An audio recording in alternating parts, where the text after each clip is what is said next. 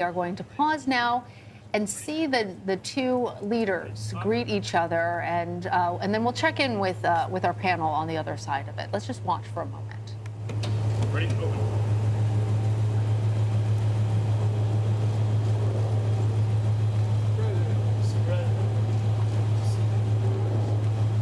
Ready? Close. Ready? Shut. Ready? Face. Ready? Shut.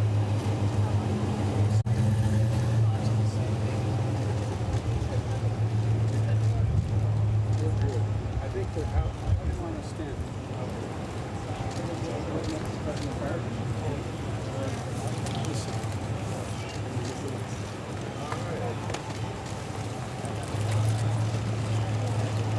President Zelensky, how critical Can you achieve peace in Ukraine?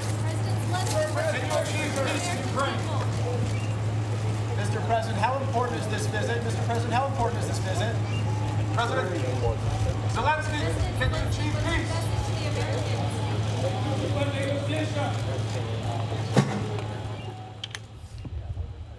The White House press corps there and members of the visiting press shouting out questions. One that was answered is, how important is this visit?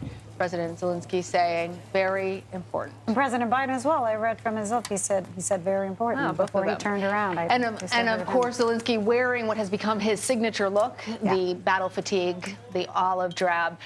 We want to check in now with CBS News congressional correspondent Scott McFarland. Scott, the fight over spending aid to Ukraine is playing out right there where you are. And as both of those world leaders acknowledge, it is very important, as they see it, for them to be together, to make that case, not just to the world, to the leaders there of American politics, but really to the American people. So does it seem like a compromise is going to be reached in Congress? And how important is, in fact, Zelensky being here in the United States, making his appeal to the American people and to our leaders? The photo op we just watched was a symmetrical pair to the one that happened here earlier today when Zelensky was side by side with the Democratic leader in the U.S. Senate, Chuck Schumer, and the Republican leader in the U.S. Senate, Mitch McConnell. And that photo op spoke volumes about the bipartisan nature of the support for Ukrainian aid in the U.S. Senate.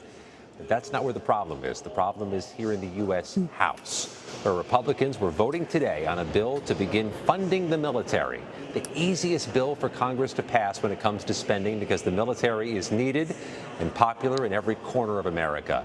And that bill failed because Republicans couldn't muster their own votes to pass it. And one of the pieces of criticism from Republicans who dissented was they don't want to support the Ukrainian funding that's in the bill.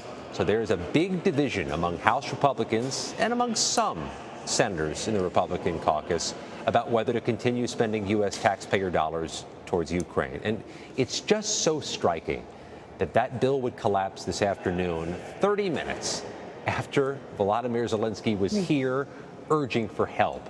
And something else, and I can't tell you how much this struck those of us who were here in the Capitol today, but it seemed so small, the visit. It wasn't in a grand joint session of Congress. It wasn't in one of the auditorium-sized rooms for everybody to come in with their lapel pins honoring Ukraine and carrying little flags. The meetings happened in a small meeting room. It was almost utilitarian or practical versus grand and symbolic.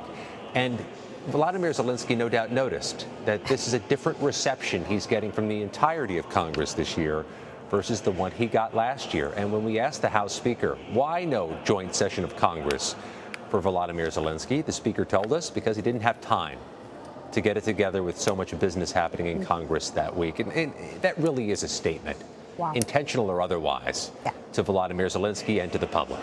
Things have certainly changed, and there are, of course, also concerns regarding funding with corruption and where the money is going. Where are these dollars from American taxpayers headed to? And so I want to bring back in Nancy Cordes.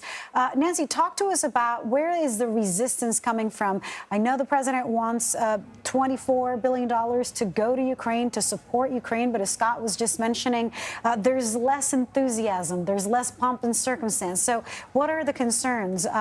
And is it because of lack of trust, given that there have been some high officials in Ukraine and in their military who have lost their jobs over this?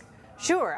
There are ongoing concerns about corruption within the Ukrainian government, within the defense ministry. Those concerns existed even before the war, and now suddenly you have a defense ministry that is, has billions of foreign dollars at its disposal. I asked the Secretary of State about this yesterday, about the fact that in the last couple of weeks, the defense minister has been sacked by Zelensky. All 6 of the deputy defense ministers have been sacked as well. That's the kind of thing that, depending on your outlook, either causes great concern about what's going on there or causes some measure of comfort that Zelensky is in some way addressing the problem. But I don't know that that is the main driver of Republican concern. I think to understand what is troubling some of these Republicans, you almost have to look outside of the U.S. Congress at Donald Trump.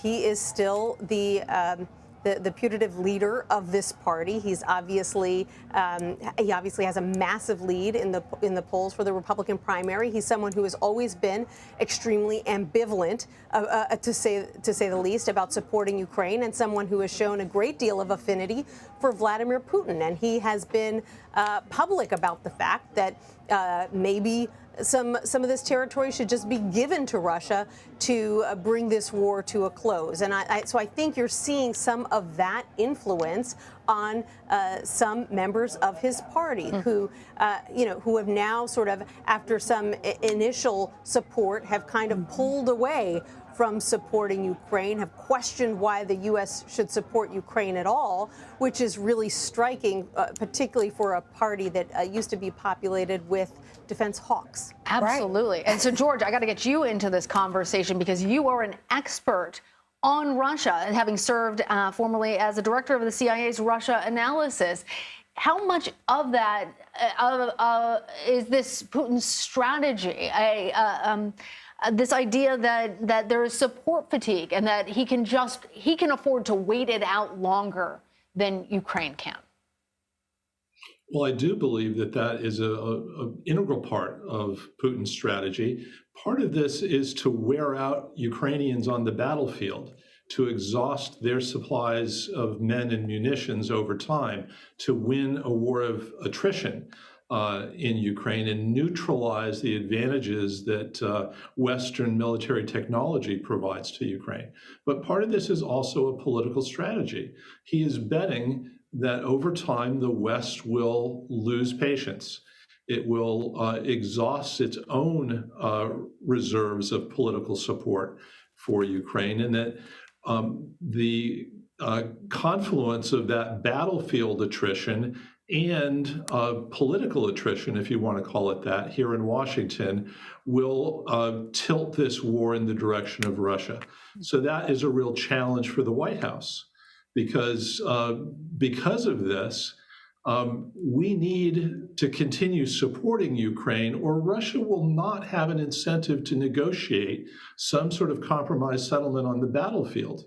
But in order to sustain this support, we need to reach out to skeptics here in the United States, skeptics on Capitol Hill, among others, that are asking tough questions about our strategy. And I think the pressure on the White House over time to put forward some sort of diplomatic strategy to pair with its military support of Ukraine is going to grow. That's not going to go away. George, I want to make sure that I'm hearing you clearly. You're suggesting that these GOP lawmakers are playing into Putin's strategy. Is that correct?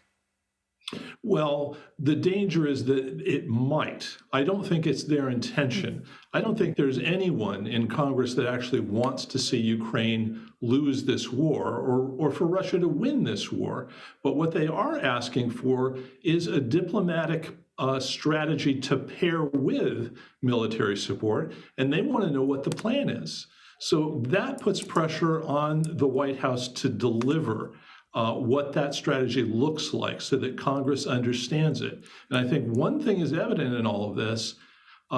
Ukrainian President Volodymyr Zelenskyy is no longer the political asset for the White House in all of this that he was last December.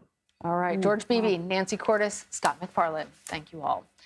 Well, the president is now speaking. The presidents, I should say, are now speaking in the Oval Office. When we get video of that meeting, we're going to bring it to you. You're streaming CBS News.